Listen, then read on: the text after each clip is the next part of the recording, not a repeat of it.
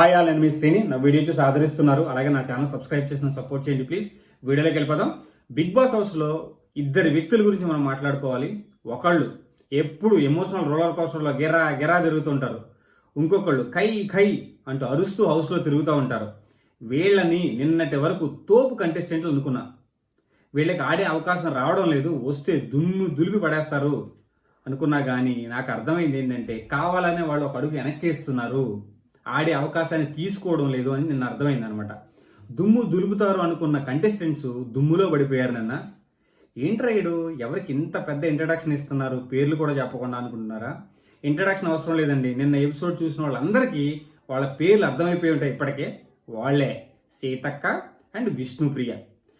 నిన్న ఆట చూసిన తర్వాత నాకు అర్థమైంది ఏంటంటే వీళ్ళలో కంటెంట్ లేదంటే కంటెంట్ ఉన్నట్టు చూపించారు.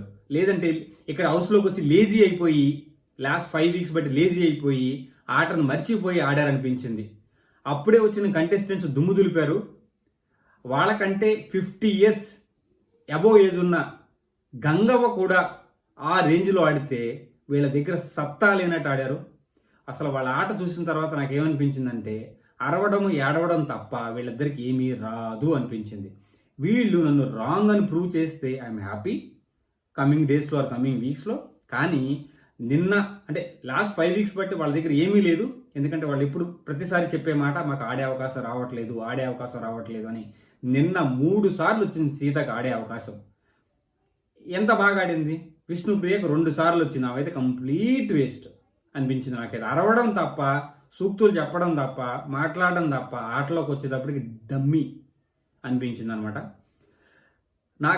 మీకైతే మీ ఫ్యాన్స్కి డిఫరెంట్ ఆలోచనలు ఉంటాయి, ఫ్యాన్స్కి కోపం రావచ్చు నేను మాట్లాడింది. బట్ ఏంటంటే నేను ఆట చూసిన తర్వాత లాస్ట్ 5 వీక్స్లో వాళ్ళు చేసిన ఆడిన తోపాట ఏముంది, ఏం లేదు కదా. సో వాళ్ళ దగ్గర కంటెంట్ లేదు అని నాకు అర్థమైపోయింది. ఉన్న క్లాన్ డిజాల్వ్ అయ్యి కొత్త క్లాన్ వాళ్ళు వాళ్ళ ఆధిక్యం చూపించే సమయం వచ్చేసినట్టు కనపడుతుంది. ఎందుకంటే వచ్చిన వాళ్ళు చాలా స్ట్రాంగ్గా కనపడుతున్నారు. వీక్ అనుకున్న మన గంగవ్వ కూడా కత్తిలాగా ఆడింది అనమాట. అద్భుతంగా ఆడింది. వీళ్ళకి ఏంటండి అసలు, వీళ్ళు ఇన్ని రోజులు బట్టి హౌస్లో ఉన్నారు, ఇంత ప్లానింగ్ చేసుకున్నారు, ఇంత మాట్లాడుకున్నారు, ఇంత స్ట్రాటజీ అన్నారు. ఏమైపోయింది స్ట్రాటజీ, ఏమైపోయింది ఆట వీళ్ళిద్దరిది? వీళ్ళ గురించి ఎక్కువ మాట్లాడలేనండి. ఎందుకంటే వీళ్ళ ఆట 5 వీక్స్ బట్టి చూసి తోపులు అనుకున్నాను.